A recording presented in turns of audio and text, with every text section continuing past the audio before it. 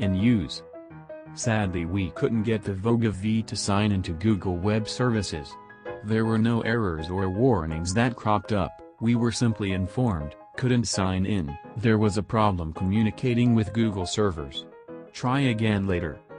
Voga V. And this really isn't good enough. We'd expect such mistakes to have been ironed out months ago. And it's this sort of flaw that can shoot down even the most promising devices from outside the UK or the US. There's simply no way to trace back the support line for the Voga V smartphone, with Ragentech's website being devoid of any reference to firmware updates, and there's no FAQ for any further pointers. This particular technical hitch meant that we couldn't properly benchmark this handset, since we didn't have access to Google Play. At any rate, the projector is undoubtedly the star of the show with a native 720p resolution, plus an impressive auto keystone adjustment feature that uses the smartphone's sensors. Voga V.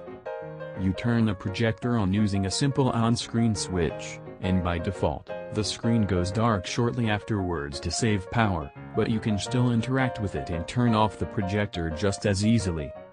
The projector displayed impressive and eerily bright pictures during our testing, although it's best used in a dark environment and as close as possible to the targeted projection surface, a dedicated projector screen preferably, but a white wall will do.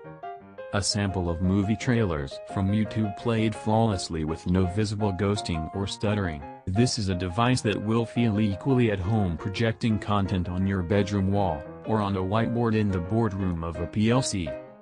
There's no bloat away or bundled, thankfully, but there's an interesting feature called DuraSpeed which helps boost the performance of foreground apps by restricting apps running in the background. The flip side is that some app notifications may be delayed or indeed not received.